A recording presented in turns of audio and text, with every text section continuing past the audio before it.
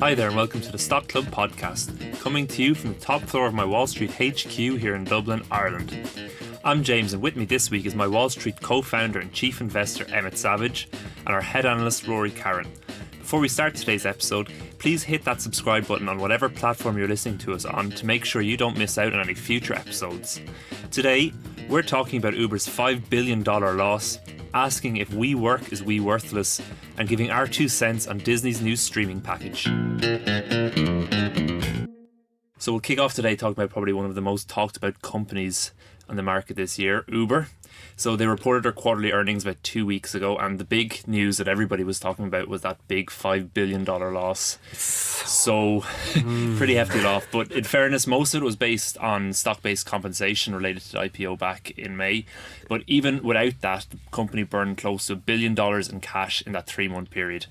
CEO Dara Khosrowshahi, I'm sorry for absolutely butchering that name. There's actually there's a YouTube video with a woman just saying his name three times. Yeah, that I have to listen to every time we go onto this. We'll fix it in post. Yeah. But he said anyway that he expects this year to be the company's peak investment year, quote unquote, and that losses will temper in 2020 and 2021. But yeah, its stock is down about 20% now from its $45 IPO guidance. And, you know, the company's kind of going through the ringer in its first few quarters as a public company. But losses aside and stock-based compensation aside, we need to go back and talk about that cash burn, because that's Tesla levels of money being spent. The company, by its own admission, says it's in the early stages of capturing what it estimates to be a $12 trillion global market. That's trillion with a T. And that includes all of its subsections like freight and food delivery and stuff like that. But when you look at the company's report, the overall bookings are rising, but its take rate, so this is the percentage of gross bookings retained by the company after drivers' earnings, incentives, promos and refunds and all of that have been taken out, that's actually in steady decline. So it declined 22% in Q1 2018 and it's down to 17% now in the most recent quarter.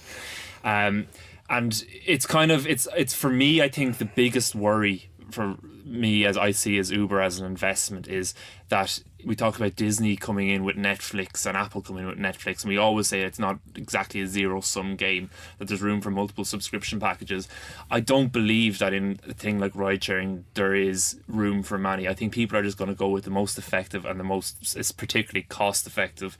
Uber infamous for all the incentives they've rolled out, and especially in recent times where there's been a lot of kickback, particularly from their drivers, about how the company treats them. There's a lot more drivers' incentives coming in and stuff. And in the most recent filing, the company said, quote, "As we aim to reduce driver incentives and improve our financial performance, we expect driver dissatisfaction will generally increase." Yeah, so, that'll happen. Yeah. That's usually what happens when you pay people less.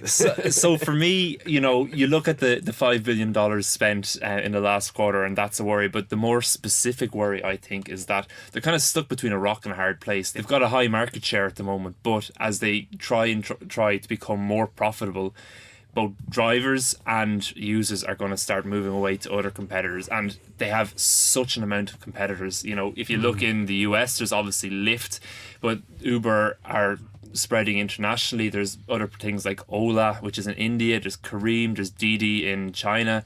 There's hundreds of competitors popping up, and that's just talking about ride sharing. When you look at food delivery, there's Grubhub, DoorDash, Deliveroo. From every aspect, I think Uber is spreading out too much, and they're gonna struggle to turn a profit. Yeah, and there's a consolidation as well. Over here on this side of the Atlantic, we have Free Now, which is a joint partnership between BMW and Daimler to basically vacuum up all the taxi services in 100 cities, and they've put a lot of money behind that brand, and they've grabbed attention and mind space. I will say though, in London, Free Now it's just not even on the radar. Oh really? Uber's just totally dominant. Right. It's probably important to mention Free Now is not ride sharing as such too. No, that's true. That's true, but it's a substitute product. Yeah. You know. I think you mentioned the investment year. That they're being pretty charitable to themselves. Yeah. When they say it's an investment year, I think that's code for we're going to keep losing an awful lot of money, so get used to it. And the expression "in for a penny, in for a pound" springs to mind, which I've just adeptly Googled, and it's defined by Oxford as used to express someone's intention to see an undertaking through. However, much time, effort, or money it entails. That sums it up pretty well. I know the CEO. There was a kind of comparison going around after the earnings. It's like people talking about them as like the Amazon of transport. Yeah. Which the CEO Derek Khosrowshahi did use that term. Thanks. He did use that term, and the idea being Amazon spent an awful lot of money in their early days, but the difference, of course, is Amazon was actually generating loads of cash and investing in their future, building warehouses and getting their logistics in order. What Uber are investing in is this notion that there will be driverless cars soon. Yeah. And we really don't know when it's going to happen. Some people think, Elon Musk thinks it's going to be in 2 months' time. And other people think it's 10, 15 years away. So drivers are going to be very annoyed about those driverless cars. So moving on then. Actually, sorry, before we go to moving on. So the question is, are you bullish or bearish on Uber over the very long term? I'm bearish. I'm bearish. I actually think they might pull it off. Yeah, I think so too. I mean, if you have a CEO who is talking about a 12 trillion opportunity and is giving it a shot, well, it certainly makes you sit up straight. Yeah, I mean, and like they're overvalued at the moment. Yes. But overvalued can also mean they have a lot of people willing to give them money. Yeah. So yeah. I don't know. Look, it's a really tough one. And the brand strength is unbelievable. Yeah, brand strength like really Uber strong. is now a verb. Yeah. Uberification? Was it? Uberization? Yeah. The Uberification. Yeah, That's the one. yeah. So moving on to another company that's had a lot of flack maybe poured out recently. Rory, I'll let you lead in with this. Yeah, we're going to talk about WeWork. It's the company on everyone's tongue. They are... I had so much fun reading about this company over the last few days. And when I got to it, I was like... You have all these notes and you go, where do you start? Yeah. Like, where do you start with? There's so much going on. But anyway, so they posted their S1, which you should really think of an S1 as like a company's dating profile or their cover letter for a job application. You really want to put your best self forward. So the first line of S1s are obviously always very interesting as well. We've had some good recent examples. It was Snap, yeah. where we are yeah. a camera company. Camera Is their company, first line. yeah. So just going to read the first line from WeWork's S1. Okay, here we go. We are a community company committed to maximum global impact. Our mission is to elevate the world's consciousness. That's really, better than we're a camera company. Isn't that really like Timothy Leary kind of please acid save trippy? me. Yeah. But it's so perfect because what follows is one of the most bizarre, abstract experiences I've ever had in my life. It sets the stage for one of the most bizarre S1s I've ever read. So, what you really want from an S1 is you want to see a company that has a clear vision of what they're doing and how they're going to make money and how they're going to grow in the future. There's a company called Triton Research who do equity research and specifically focus on IPOs. And I'm just going to quote what they said about it. The prospectus, which is their S1, is a masterclass in obfuscation. Wow. Wow. And Triton actually has what is called an obfuscation index, which measures how kind of straightforward companies are with these filings. And they have quite a good track record. Like companies that are very straightforward and open about things tend to do very well, and companies that don't tend to perform poorly.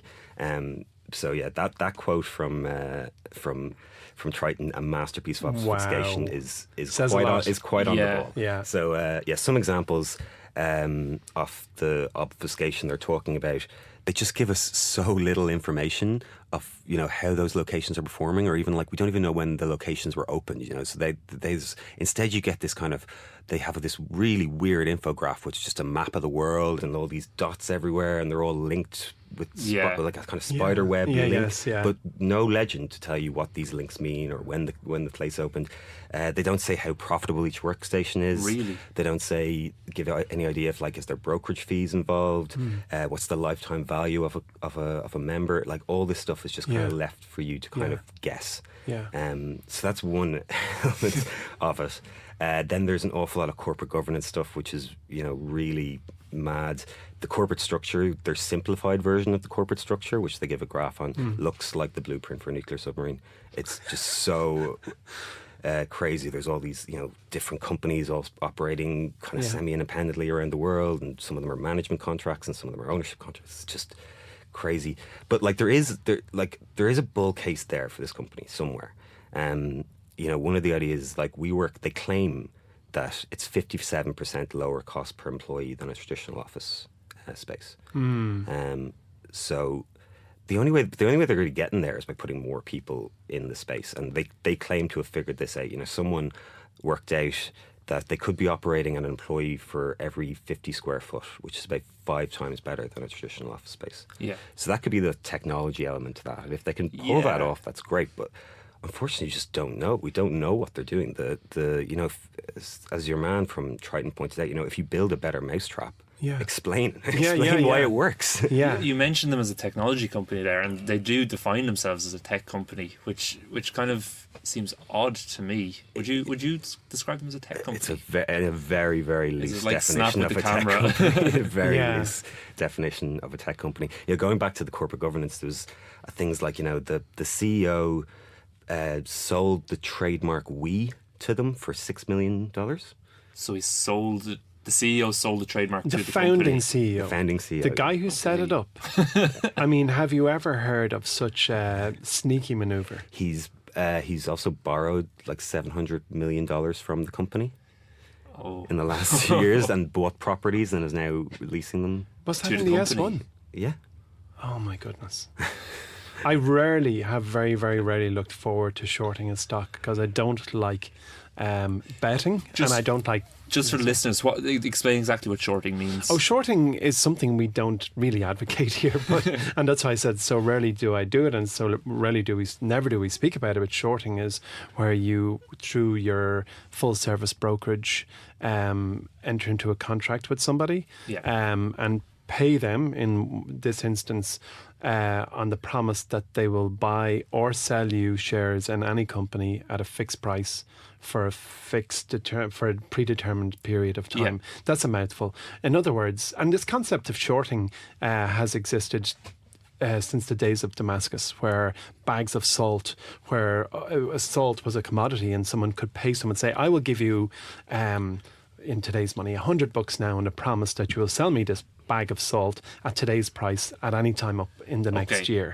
So you fix the price, and therefore the seller of the salt gets 100 up front, but accepts the risk that the price of salt might go up, and therefore could have made money by just not taking that money. So that principle exists in both directions, up or down, for virtually any commodity. But from the research that Rory did on WeWork, or WeWorthless, and coupled with some of the things I read and heard, I just don't like what I've seen. And, we're big believers in, like, the reason the jury's out on Uber is because they are talking about a great giant global opportunity that you can buy into.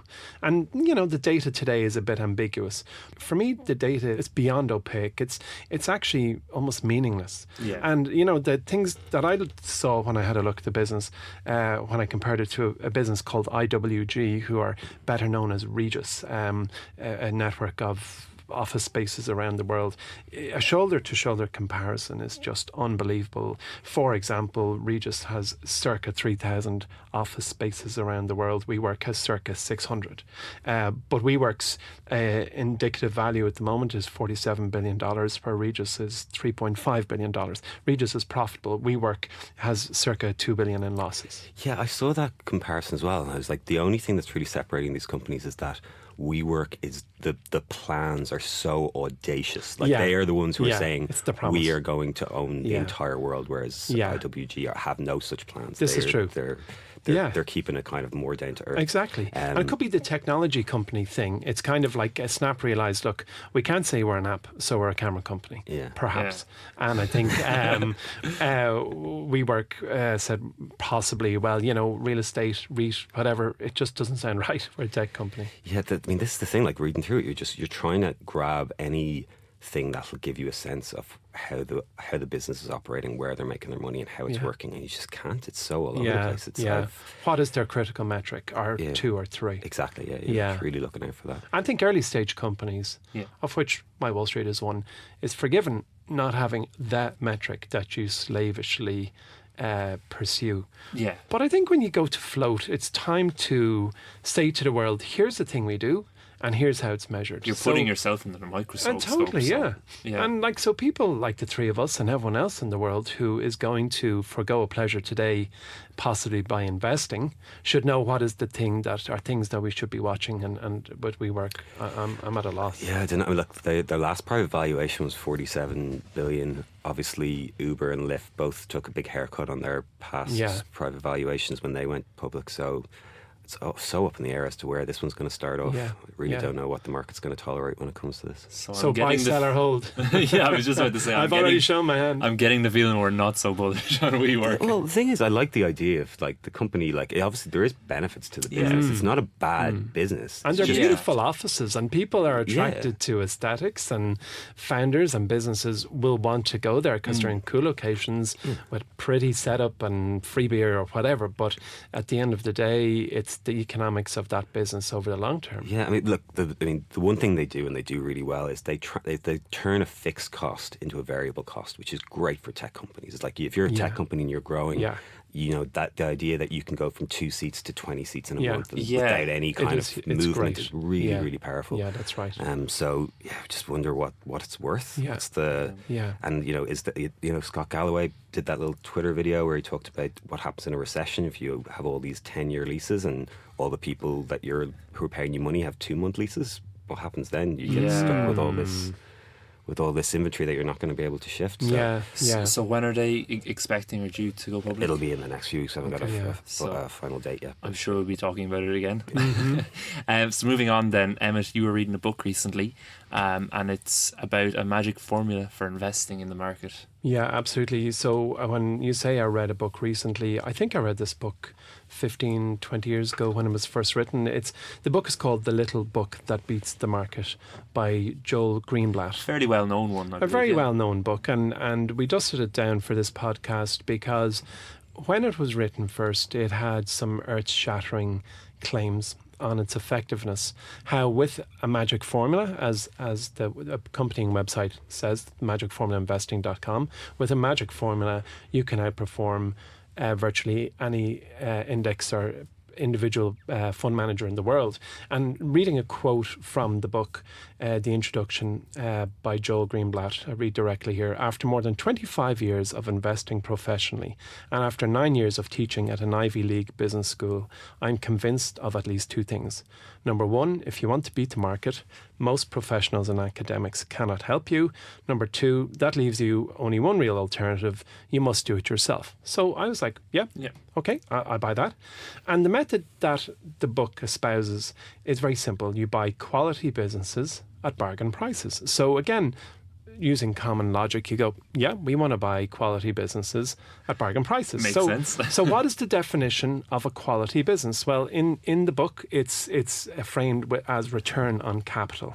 So return on capital has a formula in its own right, and it's the earnings, or also known as the net profit, divided by the capital invested. So a worked example would be, so if MyWallSt spent $1 million building a training centre, and that million was our invested capital, and at the end of year 1, the net profit or the earnings from our training centre was $300,000. The return on capital is 30%. Okay. $300,000 divided by $1 million. So the first thing you look for in a quality business is return on capital, and the second part of the formula that Greenblatt espouses is bargain prices. And a bargain price in this case is the earnings yield, which is the earnings per share divided by the share price. And I won't give a worked example on what that is. I could, but it's a little tedious to listen to.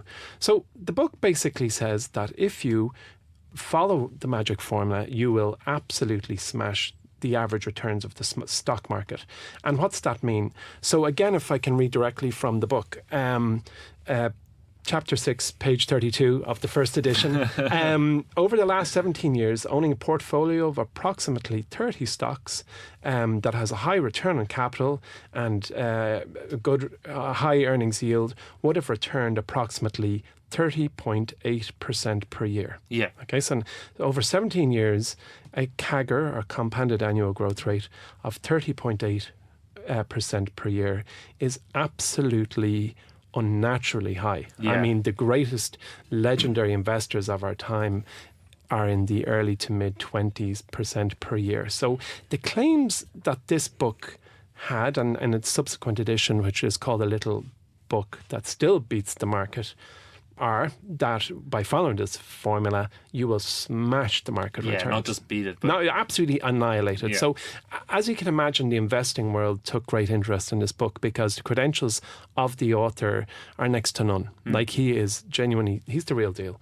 So we're some 17 or so years on from when the book was first written. I stand to be correct. It's probably, I haven't checked, 15, 17 years on.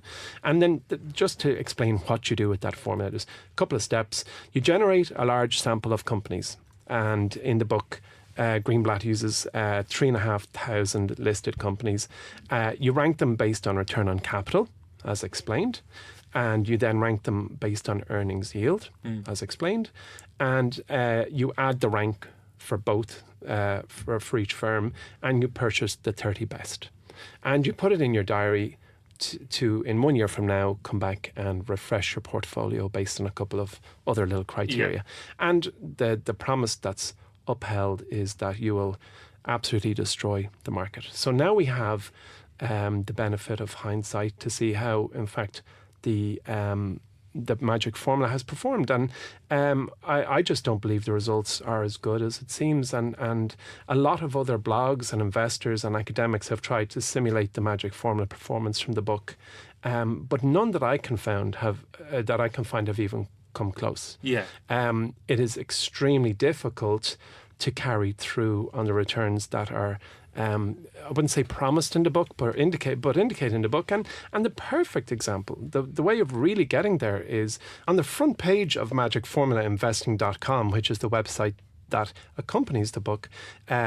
Gotham Index returns are there, taking up half the page. And the Gotham Index was the vehicle that you could invest in to replicate the magic formula's formula. Okay. So you could read the book and you had three choices, ignore it, do it yourself, or go with Greenblatt's Gotham Index. Yeah. And so right now today, in big bold letters on the website, Gotham Index Plus is in the 10th percentile of Morningstar's large blend category since inception. I'm sorry, that's not good. Like, if you are trouncing the market with 30+% CAGR, you won't be in the top 10th percentile.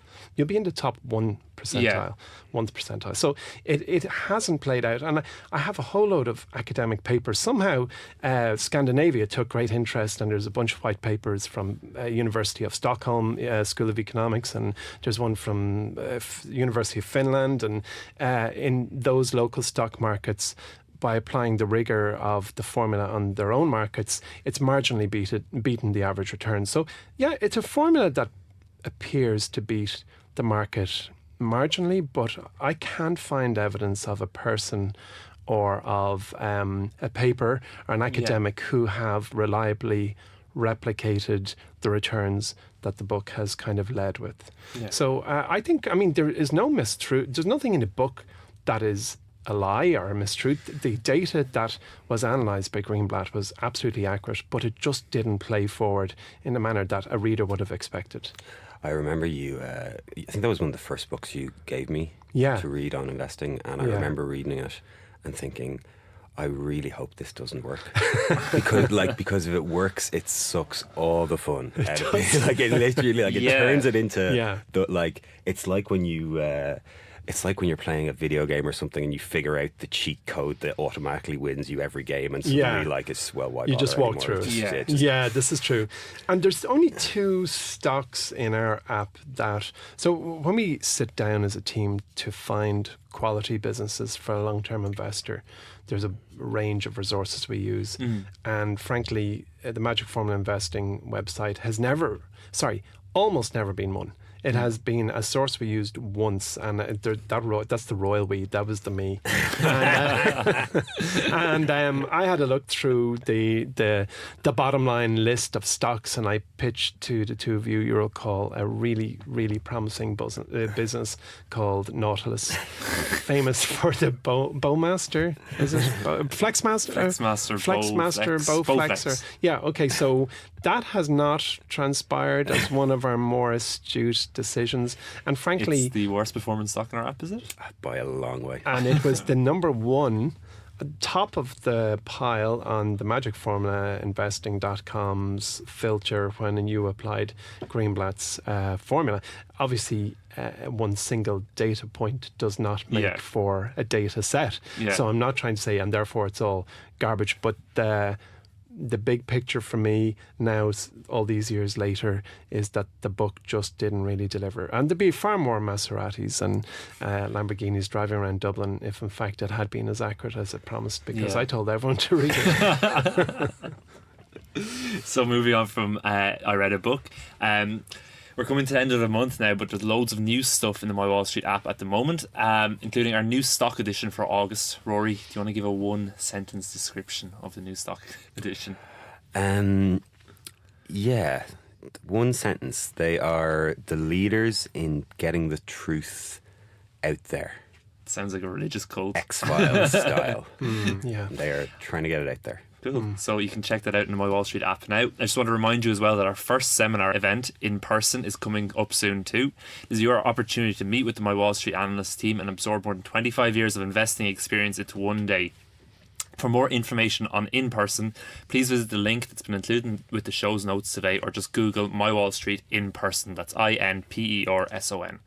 Moving on then, Jargon Busters. Let's bust some jargon. With a question in from one of our customers, Keith. Thanks for the question, Keith. He asked, what are our thoughts on the new Disney bundle package? So Disney recently announced that their new Disney Plus service will be available as a bundle along with ESPN Plus and Hulu for $12.99 a month. Rory? Yeah, it's that was the big announcement from their earnings. So they missed their earnings. Yeah. Because they were spending an awful lot of money trying to kind of incorporate Fox's assets into their operations, but the kind of headline story was that there will be a bundle. Bob Iger had already kind of put it out there that it was a possibility, but now we actually have like even a confirmation of it, in at least that for $12.99 a month you'll get Disney Plus. Plus an ad-supported version of Hulu, and ESPN Plus. Yeah, it was quite kind of. It struck me the very first thing I thought was that's the same price as Netflix. Yeah, it's definitely focusing in on the Netflix customer, and like it's we've talked about Disney Plus a lot before, and we broke down the actual product when it first came out, and I think I was blown away by how good it looked anyway from a consumer point of view. It was stunning. They had their press launch in comparison to Apple Pluses was just apples and oranges. No pun intended there. But yeah, I think this is going to be a really good package for people. Like if you Disney Plus is going to be a big feature in a lot of American households. Yeah. Because it services a need that is there, which is that kids need entertainment, and if you have a family friendly, 100% safe, no parental controls needed, watch whatever you want on this service. You're going to have, and they'll be sitting there and they'll be watching it, be happy for hours watching Marvel films. But you're right there, Rory. As a parent, and my kids have their own Netflix account, they can drift over and watch stuff that I'd prefer they didn't see. And you're absolutely, that is a huge sales point for virtually any parent in the world. Yes, so I think it's going to be a no-brainer really for an awful lot of parents. And then, if there's any sports fans in the house, ESPN Plus is there. Now, that's not going to be, I don't think that's as big a sales pitch, as part of the sales pitch as people think, because to get the big events, you still need to have cable and ESPN, so it's kind of a diluted version of of it. But Hulu is like the adult-centric content then, so you really do have a kind of all-in-one package for the whole family, essentially. Yeah. And if there's a sports fan there, all the better. But I still don't think it's going to be a Netflix killer. I still think Netflix is going to end up being the baseline that most households have. And this could possibly be number 2 on the list. Okay. And then you might have a couple of, ones that you check in on for particular shows and switch back and forth between a couple of different ones. So could a company like Roku, which is quite like service agnostic, could they be the big winner out of all this? Just to go off on a tangent. Yeah, I mean, there's someone referred to Roku as the one stream to rule them all. So if they can part of all that, yeah, Roku will benefit as well. Yeah, cool. So the next question we got in was from another customer, and Emmett, I'm going to point this towards you. They asked, is there ever a point when outstanding shares are not available? So for example, if current shareholders don't want to sell and therefore no new buyers can't buy stock. Yeah, absolutely. And it's a question about stock liquidity, effectively. And stock liquidity is the ability to buy or sell a stock without affecting the price. So that means that there are enough shares out there for someone to sell at any point in time or to buy at any point in time.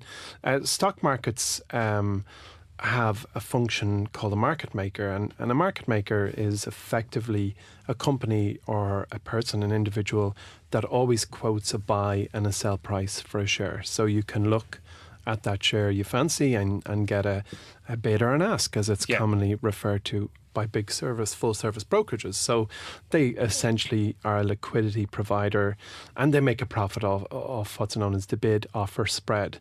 So for big businesses, it's general rule, large companies, you can always buy or sell the stock that you want to buy in the moment, because of the functions provided by your full service brokerage.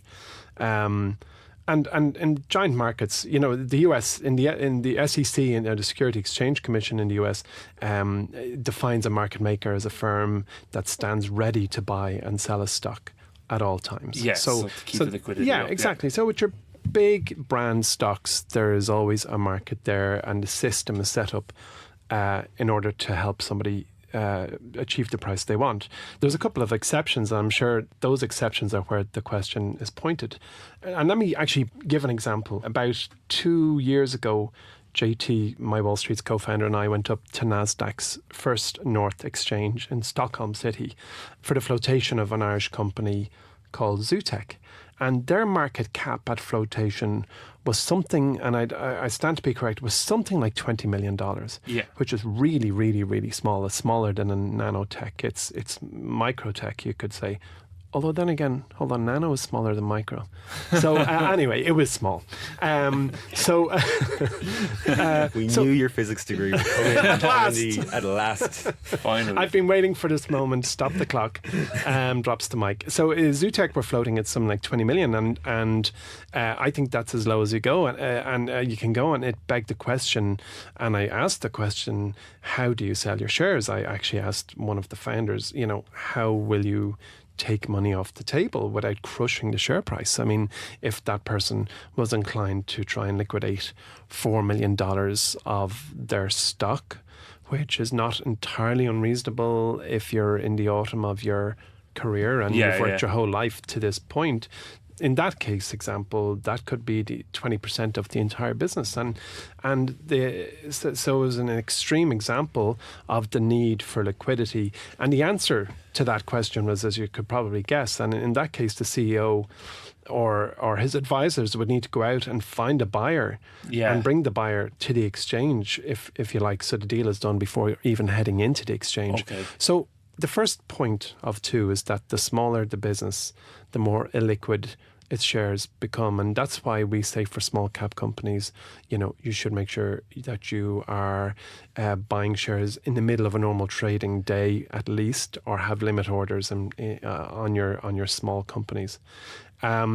There's another event, which is a free fall. And if the market has gone into a free fall situation, as it did on two occasions really in the last 20 years, which was the dot-com bust. Or in around, it was summertime of 2000, and then a few years later in 06, you basically have, or was it 08? 08. Sorry, 08, financial crisis. Yeah. I'm all over it. and basically, no, I started to feel it in 06. That was probably it.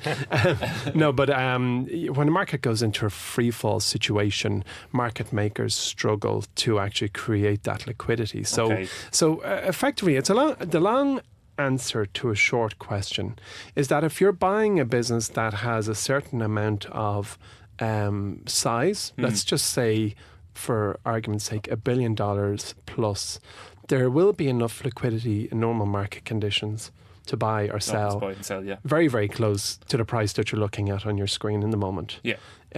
Other factors come into play. If, all hell is broken loose, and everything is on sale and everything is falling. But that is an exceptional circumstance that has different dynamics. Okay, cool. So let's move on to elevator pitch then. So for this week's elevator pitch, I asked you guys to pick a company that's experiencing some success at the moment, but that you feel there's storm clouds gathering on the horizon. So they might be in for a bit of pain over the next few quarters or years. Rory, let's go to you first. We're running out of time, so I'm only going to give you 30 seconds. Oh, God. Well, yeah, okay. So the company has been incredibly successful over the last 10 years. I think it's up 32-fold. If you'd held it for the last 10 years, is Domino's Pizza.